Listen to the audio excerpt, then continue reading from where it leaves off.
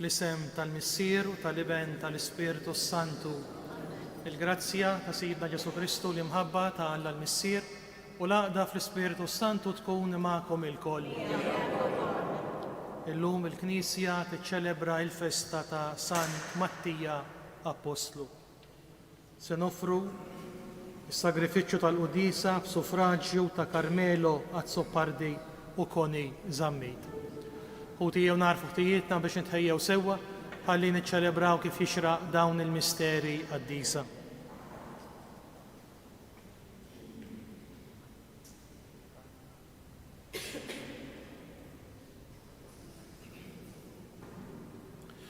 Ngħidu flimkien nistqar l-Alla li jista' kollox u lilkom li jiena għaddit ħafna bil-sieb, bil-kliem, bil-emin, bil-laħallejt mirijiet tija tiegħi l-akbar tija tiegħi.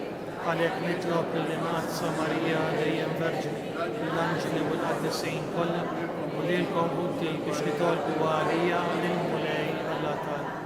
Iħenna għalina Alla li jista' kollox jaħfrilna d-nubitna, jwassalna għal ħajja ta' dejjem. Mulej ħnina, Kristu ħnina, Mulej ħnina.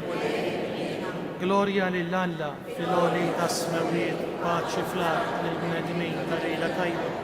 Infaħru, inberku, nadoraw, naturġiel. Irroddulek ħajr għal-glorja kbira tiegħek. U li Alla Sultan tas-sema, Alla Missier li tista' kollox. Mulej Iben waħdini Ġesu Kristu. Mulej Alla ħaruf Alla il-Missier. Int li tneħħi d-nubiet tad-dinja inna għalina. Int li tneħħi d-nubiet tad-dinja il-qajt tal-qalb tagħna. Int li qiegħed fuq il-lemin tal-Missier inna għalina. Għaliex int waħdek qaddis, int waħdek mulej, int waħdek l-għoli Ġesu Kristu mal-Ispiritu Santu fil-glorja tal-Missier Alla. Nitolbu. U Alla intażilt lil San Mattija u daħħaltu fil-għaqda tal-Apostli. Bit-tal tiegħu imlina bil-ferħ ta' mħabtek u għodna mal-mażulin tiegħek.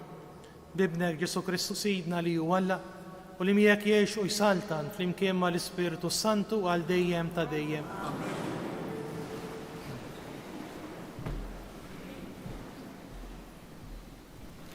Qari mill-ktieb tal-Atti tal-Apostli.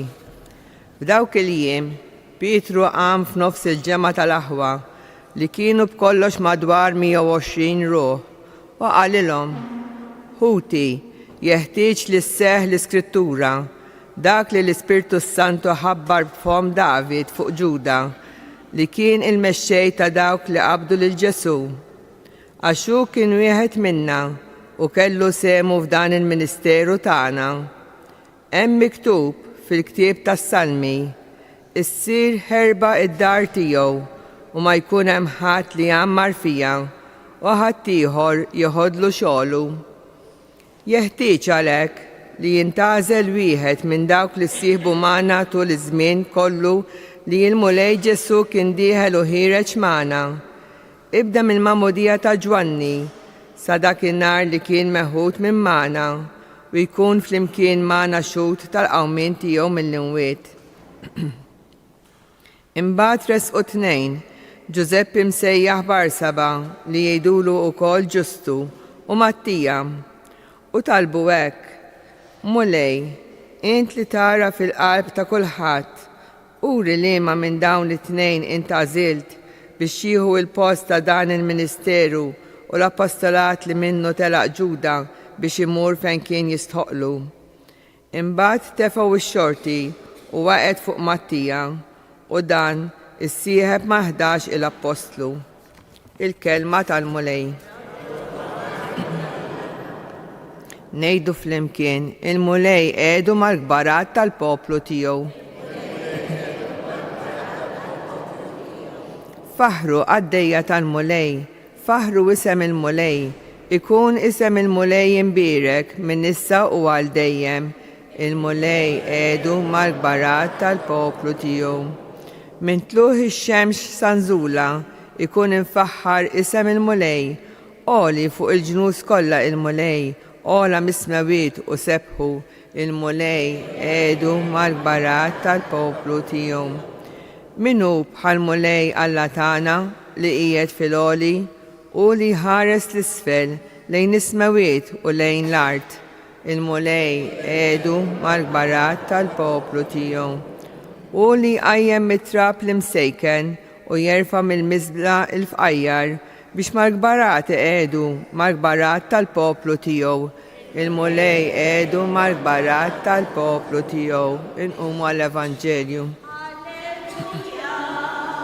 Alleluja.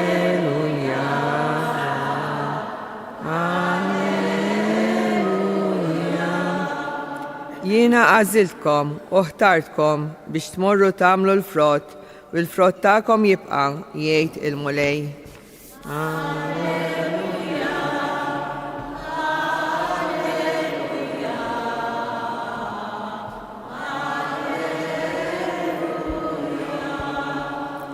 Il-mulej magħkom. Qari mill-Evanġelju skont San Ġwan. F'dak iż-żmien Ġesu qal lid-dixxiepli tiegħu: kif ħabni missieri hekk ħabbejtkom jiena, ibqgħu fl-imħabba tiegħi.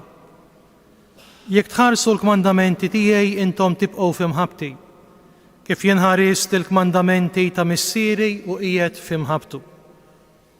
Qedtilkom dan biex il-ferħ tiegħi ikun fikom u biex il-ferħ tagħkom ikun sħiħ. Dan hu l-kmandament tiegħi li tħobbu lil xulxejn kif ħabbejtkom jien. Ħadd ma għandu mħabba akbar minn din li wieħed jagħti ħajtu għal ħbiebu. Intom ħbibi jekk tagħmlu dak li jiena nikmandakom. Ma nsejħilkomx aktar qaddejja għax il-qaddej ma jafx jagħmel sidu.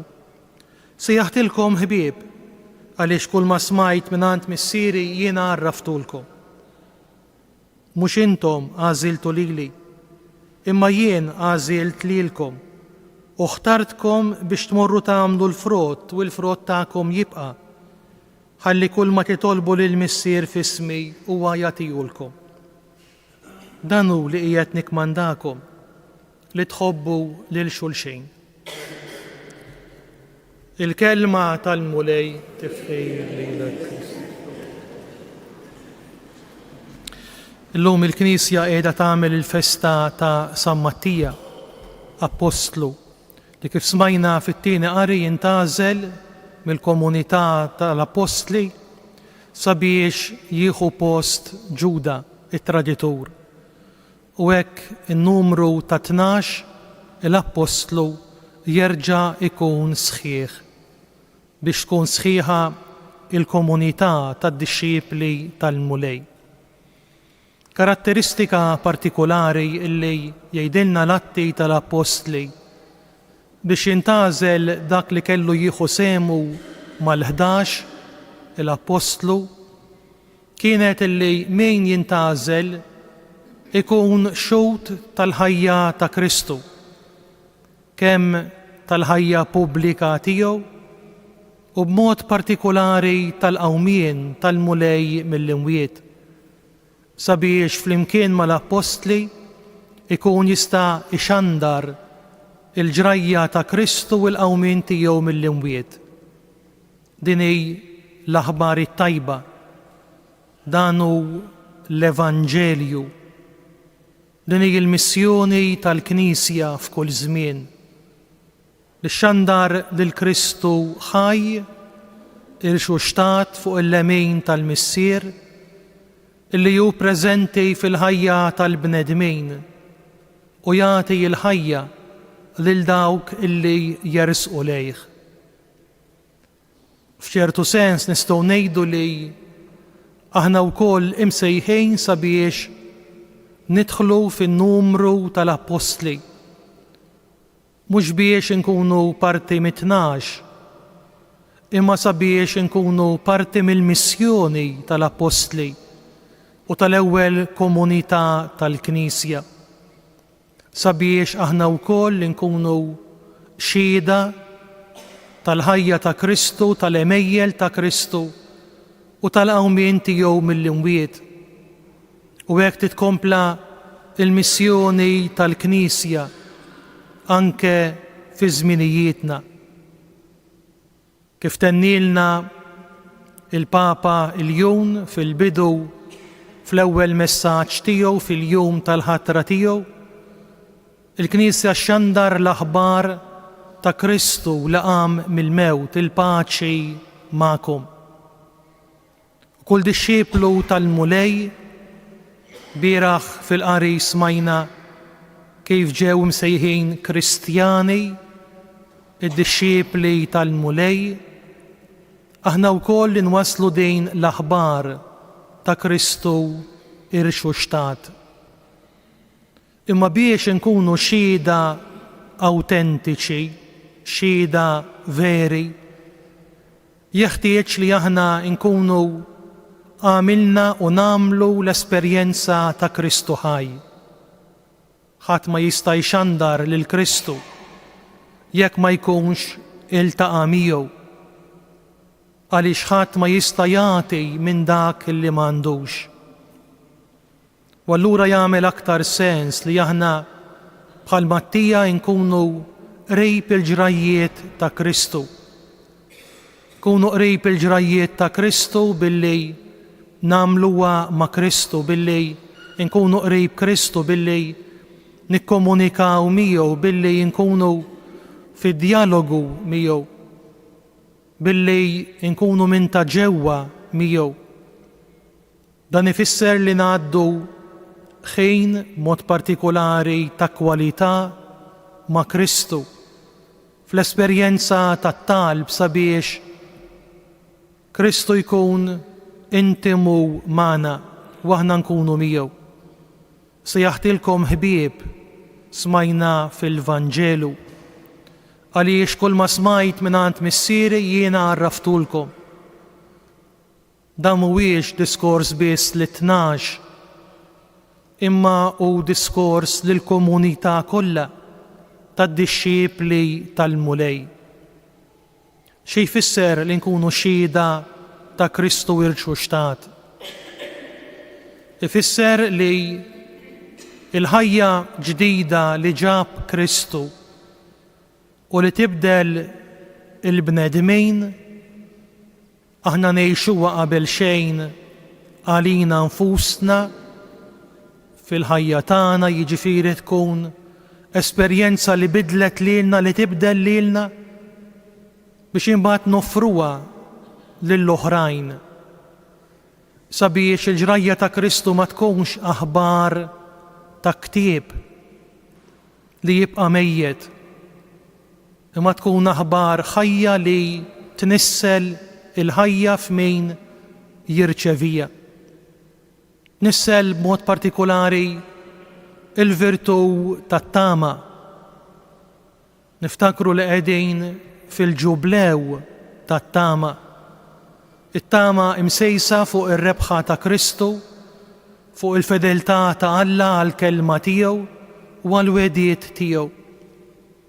It-tama li timlina u timla lill-bniedem speċjalment f'dawk il-mumenti u dawk l-esperjenzi meta nkunu taħt il-mewġ, meta nkunu għaddejjin minn esperjenzi tqal, minn esperjenzi diffiċli. Il-bieraħ kombinazzjoni kont xogħol l-isptar u kont qiegħed inqarben il-pazjenti. fil-ħin illi it-tobba kienu iduru il-ward u qatt nistenna sakemm jeħilsu it-tobba. U t-tobba għajtuli qaluli għaddi Fader, għax tiegħek, jiġifieri Kristu, fl-Ewkaristija jiswa aktar minn tagħna.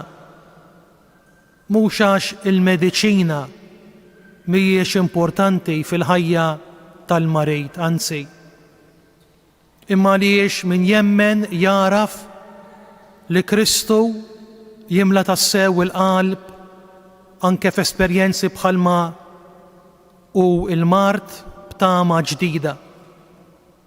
Għalhekk aħna nsiru sinjal ta' tama meta inxandru lil Kristu u nsiru sinjal ta' Kristu meta innislu it-tama. Dan nagħmluh ukoll bil-għajnuna u fil-kumpanija ta' Marija, illi kienet imsieħba mal-Apostli u mal-ewwel komunità, mhux biss fl-għażla ta' Mattija, imma wkoll xut sieket imma ħaj tal-qawmien ta' Kristu. Moħna u niċċelebraw l-erbat tagħha, aħna nsejħula biex tkun qrib tagħna, ħalli nħossu l-ferħ ta' Kristu irxu xtat, ħalli tnissel mill-ġdid lil Kristu fina u tenna biex nnislu lil Kristu fil-ħajja tal-oħrajn.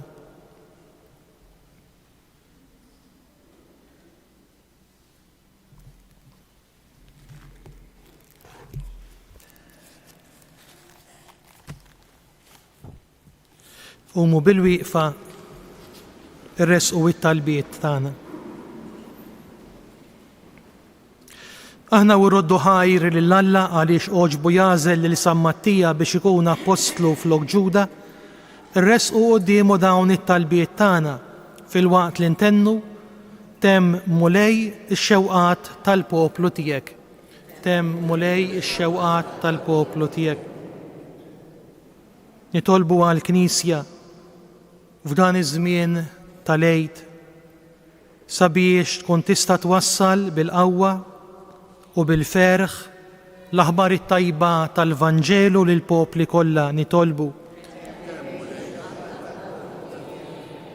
Nitolbuk mulej għal Papa Iljun sabiex tkun miegħu u timlih bl-Ispirtu Qaddis tiegħek ħalli jkun tassew raj tal-poplu tiegħek. Nitolbu għal daw kollha li għandhom il-missjoni partikolari li jkunu xhieda tiegħek fid-dinja tal-qawmien tiegħek mill-imwiet sabiex twassal il-kelma tagħhom mal-erba' tirjieħ tad-dinja. Nitolbu. Nitolbuk mulej għal-familji tagħna sabiex fihom jammar Kristu bil-qawwa rebbieħa tiegħu, sabiex il-familji tagħna jkunu knisja domestika u skola tal-Evanġelju. Nitolbu. Tolbu b'mod partikolari għal persuni eżies għalina, għal dawk li jgħidulna biex nitolbu għalihom, għal murda u dawk li għaddejjin minn mumenti ibsa fil-ħajja tagħhom. Nitolbu. Nitolbu u Alla li għażilt lill-Apostli biex jagħtu xhieda tal-qawmien ta' ibnek mill-imwiet, għatililna li nżommu sħiħ fit-tagħlim tagħhom, fil-għaqda ta' bejnietna, fil-qsim tal-ħobs u fit-talb. Bi Kristu Sidna.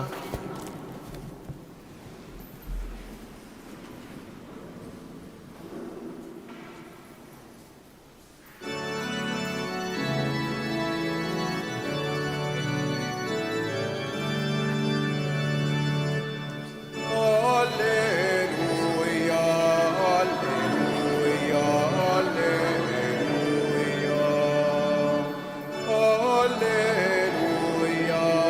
alleluia.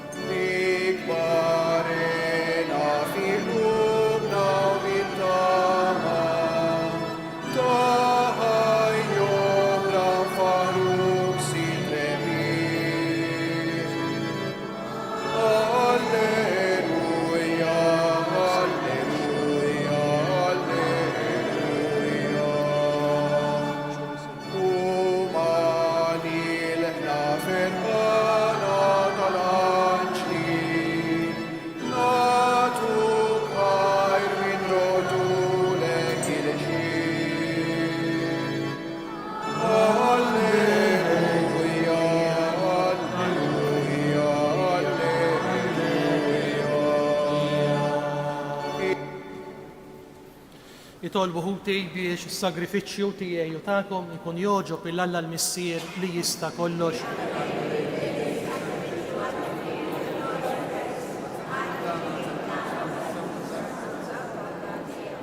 Ilqamu lej l-offerti li bil-qima kollha l-Knisja tiegħek qiegħda tagħmillek fil-festa tal-Apostlu San Mattija u permezz tagħhom wettaqna fil-grazzja tiegħek. Bi Kristu Sidna, il-mulej magħkom, nerfgħu qlubna il fuq, niżżuħajr lill-mulej Alla tagħna. Sewwa u xieraq tas-sew mulej Missier Qaddis Alla ta' dejjem li tista' kollox, tajjeb u taġid tas-salvazzjoni tagħna li dejjem u kullimkien irroddulek ħajr.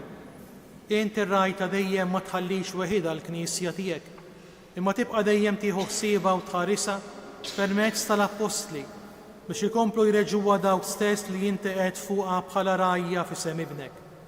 Għalhekk mal-anġli u mal-arkanġli, mat-troni u mad-dominazzjonijiet, mal-tajja kollha tal-eżerċti tas-sema, intennu l-innu tal-glorja tiegħek u ngħidu bla qiegħda. Qaddis, Qaddis, Qaddis, mulej Alla tal-eżerċti, isma'Alla, Hosanna fl-ogħla tas-smawi, kbirek min ġej fisem il-mulej, Hosanna fl-ogħla tas-smawi. Qaddis tas-sew int mulej inti l-għajn ta' kull qdusija. Qaddis għalhekk nitolbuk dawn l-offerti bil-barka tal-Ispirtu tiegħek biex isiru għalina l-ġisem u d-dem ta' Sidna Ġesu Kristu, li meta kien se jingħata biex minn rajħibati għal-ħobs, rat il-ħajr qasam tali d-disċiepli tiegħu u qal: ħudu u kulu bil-kol minn dan, għax dan huwa ġismi li jingħata għalikom.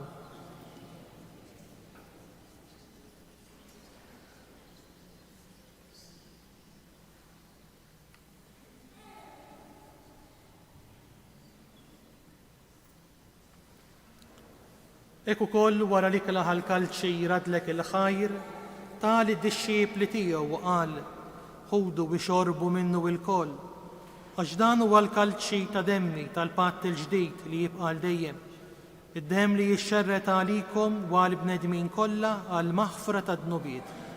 Għamlu dan tifkira tiegħi.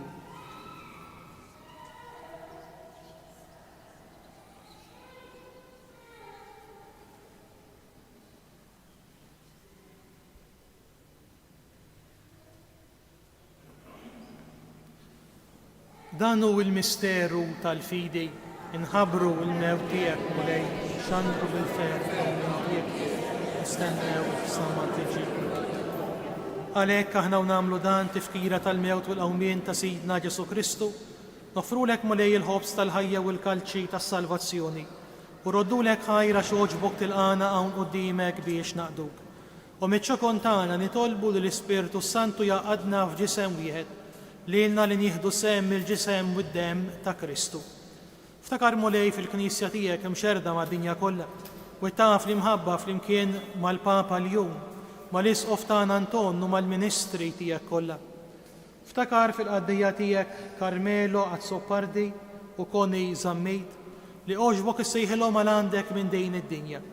Għamel li kif huma bil-magħmudija mitu f'ibnek u bħal ibnek, hekk ukoll f'ibnek u bħal ibnek jirxu xtaw għal-ħajja. Ftakar ukoll f'ħutna li raqdu bit-tama tal-qawmien, ftakar fil-mejtin kollha. Daħalhom quddiemek fid-dawl tas-seb tiegħek. Ħen għalina l-koll nitolbuk. Għati lilna wkoll il-wirt tal-ħajja ta' dejjem flimkien mal-Verġni Mqazza u Alla Marija, ma' raġel tagħha San Ġusepp, mal-Apostli u mal-qaddisin kollha li għexu fil-ħbiberija tiegħek sa mill-bidu tad-dinja. Għamel li magħhom infaħruk u insebħuk b'Ġesu Kristu ibnek. Bi Kristu ma' Kristu u fi Kristu jingħata lilek Alla Missier li tista' kollox flimkien mal-Ispirtu Santu kull ġieħ u glorja għal dejjem ta' dejjem. Ejjew nitolbu kif għallimna u rridna nagħmlu li ben ta' Alla s-salvazzjoni tagħna Missier li inti fis-smawi jitqates ismek tiġi santnat ikun li trid kif is-sema jidħal. Obżnati bil-jum għatina l-jum, għafrilna d-nubir, għalma naħfru l-minuħati għalik, لا تدخلنيش في التجريب إذ اهلسنا اهلسنا نطلبوك مولاي من كل دني. أعطينا في الطيبة والحنينة تياك الباتشي في زميننا باش نكونوا خيلصة دايما ذنوب ومحارسة من كل انكويت. احنا ونستناو ونتماو لنا والمجية السلفاتور تاعنا جيسو كريستو. مولاي جيسو كريستو اللي قاتل الأبوستل تياك نخلي لكم السلام نعطيكم السلام تياك. لا تحارش لين ذنوبيتنا ازدهارس لين الفيدة الكنيسية تياك تيا سلام ولا دالي انت تريد فيها تتعيش في السلطان على دايم تا دايم. الباċi tal-Mulej tkun dejjem magħkom. Għatu l-paċi lil xulxejn.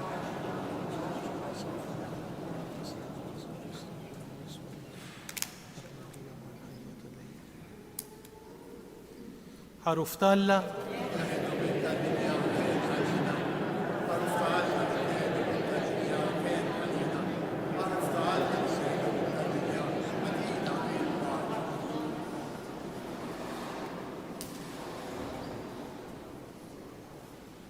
Dan hu l-ħaruf ta' Alla, dan hu li jneħħi id-nubijiet tad-dinja.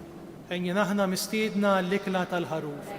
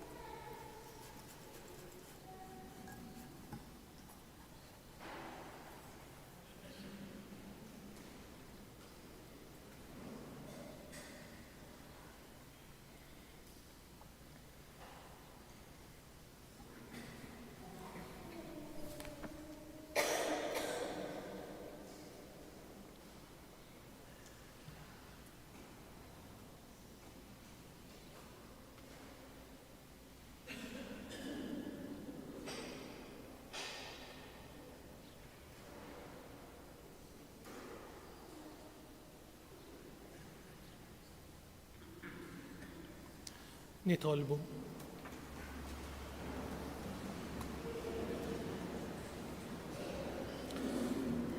Xerred dejjem mulej id-doni tas-sema fuq il-familja tiegħek u bit-talb tal-Apostlu San Mattija għamilna denji li nissieħbu fil-wirt tal-qaddisin fis-saltna tad-dawl bi Kristu Sidna. Il-mulej magħkom. Iberikkom Alla li jista' kollox il-Missier, l-Iben u l-Ispiritu Santu. Morru fil-paċi ta' Kristu.